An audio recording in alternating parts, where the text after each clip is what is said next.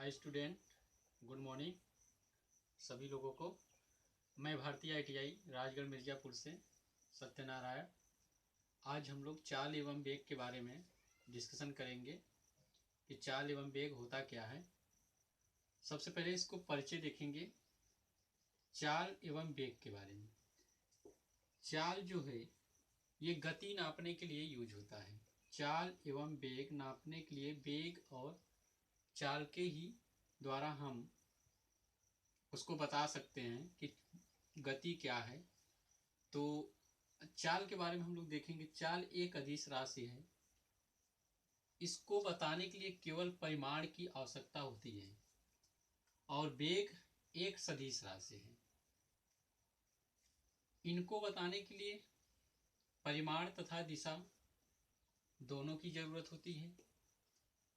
ये गति की स्थिति नापती है कि बॉडी किस अवस्था में है। तो ये थोड़ा सा परिचय हुआ। अब इसको देखते हैं हम लोग। ये मान लीजिए कोई बॉडी है, जब तक इस पे कोई बल नहीं लगाया जाता तब तक ये बॉडी एक स्थान से दूसरे स्थान पे नहीं पहुंचेगी। फिगर थोड़ा सा फिर से बनाते हैं। कोई भी बॉडी गति कब करती है? जब उस पे बल लगाया जाता है। बल लगाने से क्या होता है? इसमें गति उत्पन्न होती है जिसके कारण ये एक स्थान से दूसरे स्थान पे शिफ्ट हो जाती है। तो जो इसमें गति आई, गति के कारण ही हुआ, जिसे हम मोशन बोलते हैं। और इस गति को हम चाल एवं वेग के द्वारा ही बता सकते हैं कि गति है क्या। जैसे कि हवा का चलना,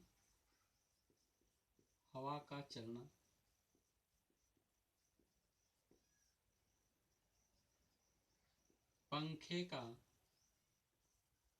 घूमना,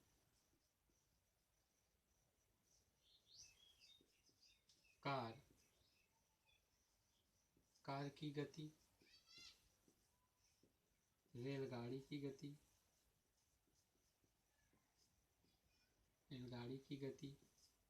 तो इन सब चीज़ों का गति हमको बताने के लिए कि बॉडी गति कर रही है तो किस चाल से किस वेग से चल रही है। तो चाल के बारे में हमने जैसा थोड़ा सा परिचय बताया था कि चाल क्या है? अदिश राशि और वेग क्या है? सदिश राशि।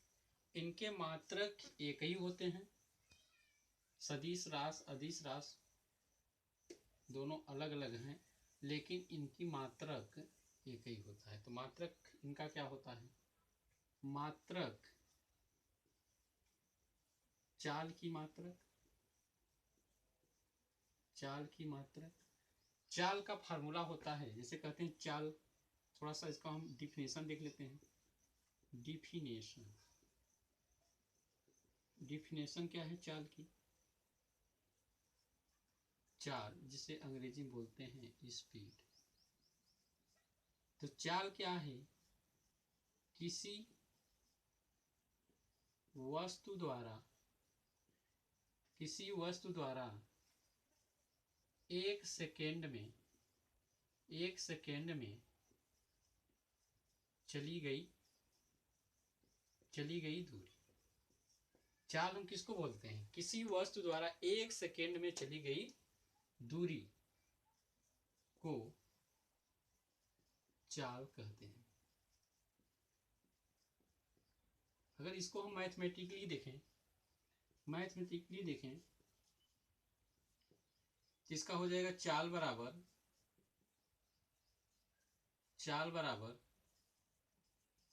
दूरी बटे समय। तो दूरी का मात्रक क्या होता है? दूरी का मात्रक बटे क्या हो जाएगा? समय का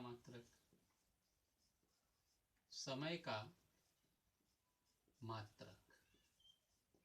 तो दूरी का मात्रक मीटर होता है और समय का मात्रक सेकेंड होता है। इसको ऐसे लिख सकते हैं, मीटर प्रति सेकेंड। देखिए क्या होता है, चाल की मात्रक के बारे में हम लोग थोड़ा सा डिफिनेशन से समझे हैं कि क्या इसका मात्रक होता है। तो डिफिनेशन ही बोल रहा है कि किसी वस्तु द्वारा 1 सेकेंड में चली गई दूरी को चाल कहते हैं। तो अगर इसको हम फार्मूलाइज करें, फार्मूला बनाएं, तो चाल बराबर दूरी बटे समय हो जाता है। दूरी का मात्रक जानते ही हैं, दूरी का मात्रक मीटर और समय का मात्रक सेकेंड, तो मीटर प्रति सेकेंड हो गया। तो ये चाल का कॉन्सेप्ट हुआ। इसी तरह वेग को भी देखते हैं। तो आइए देखते हैं वेग को। वेग एक सदिश राशि है जो ये सदिश राशि पे ही डिपेंड करेगी। जैसे चाल अदिश राशि है, वो दूरी पे डिपेंड किया था, ऐसे सदिश राशि वेग है तो वो सदिश राशि पे ही डिपेंड करेगा। यानी जैसे दूरी का संबंध चाल का संबंध चाल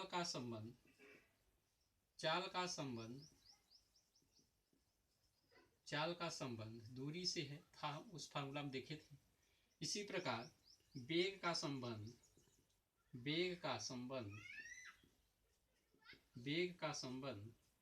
विस्थापन से होगा,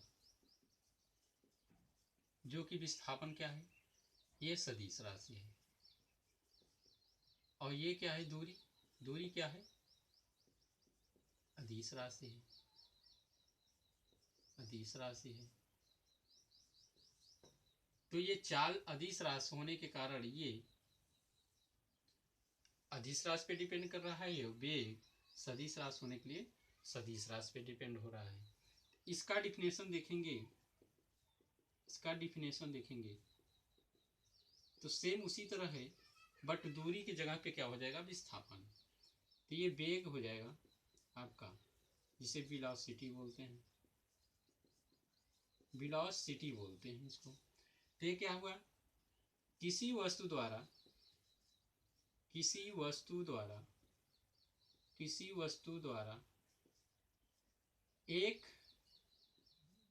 एक सेकेंड में जो विस्थापन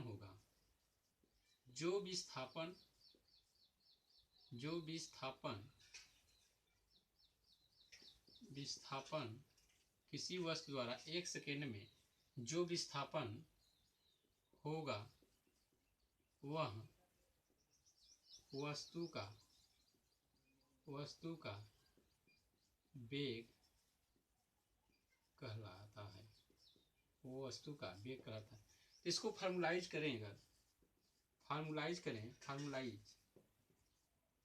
इसका हो जाएगा वेग बराबर विस्थापन बटे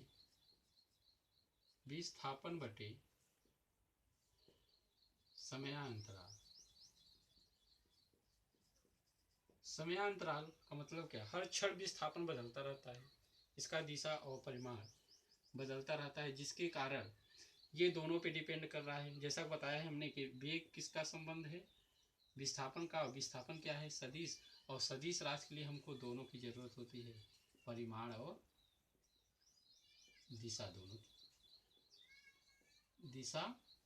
दोनों की। तो ये दिशा जब बदलेगा तो समय हर क्षण क्या होगा, समय अंतराल वहां पे होगा, मतलब प्रति क्षण हमारा विस्थापन चेंज हो रहा है। यानी एक ही दिशा में न चल के वो अलग अलग डायरेक्शन में चल रहा है। तो इसमें हम दिशा को भी कंसीडर कर रहे हैं।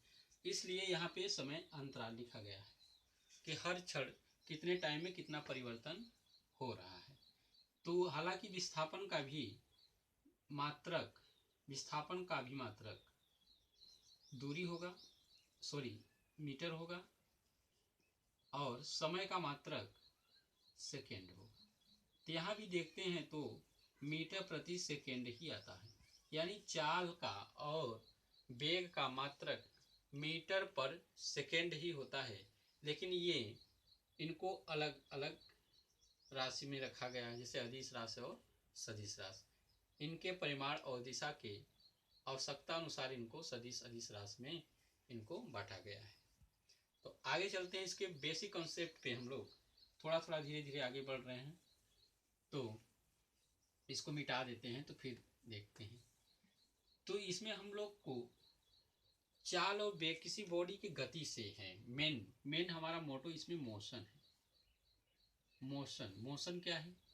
गति। तो गति यानी चाल ही वेग है, से समझ सकते हैं। और तो कितने टाइप की गति हो सकता है वो चीज हम लोग देखेंगे। बॉडी कब गतिमान है या रुकी हुई है, तो सबसे पहले हम लोग देखेंगे बॉडी गति कब करती है या कब विरामावस्था में होता है। तो मान लीजिए इस बॉडी, ये स्थिर बॉडी है, स्थिर बॉडी या बोले स्टैटिक बॉडी, स्टैटिक बॉडी,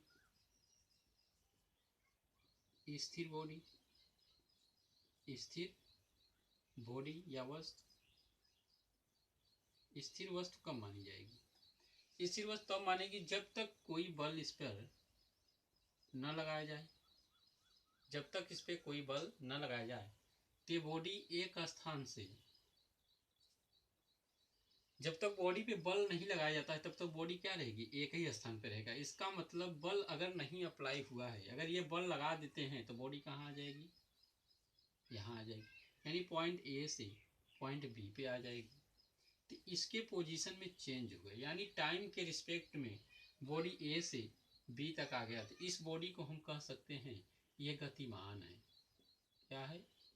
गतिमान है, क्योंकि इसकी स्थिति चेंज हो गई। यानी इस क्षण अगर देखें, यानी t1 समय पे देखें तो बॉडी ए पर है, और t2 समय पे देखें तो बॉडी बी पे पहुंच जा रही है। इसका मतलब इसकी स्थिति बदल गई, यानी डिस्टेंस इसका कुछ न कुछ यहाँ हो गया।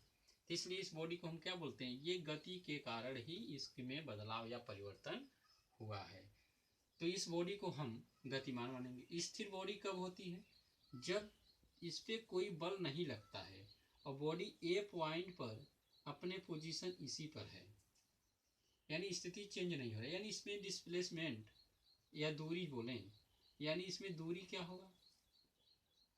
दूरी यानी डिस्टेंस, डिस्टेंस डिस्टेंस जीरो हो जाएगा, और टाइम आपका बढ़ता रहेगा।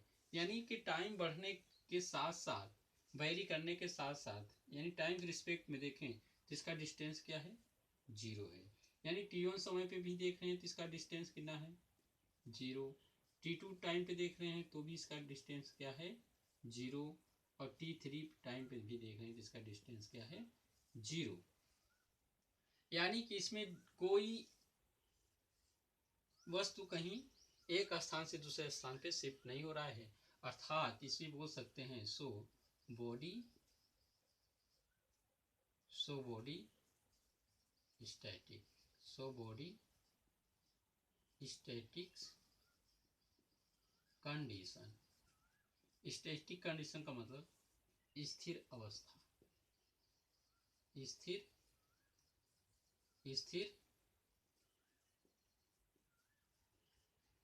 स्थिर अवस्था, जिसे हम लोग विरामावस्था बोलते हैं। विरामावस्था,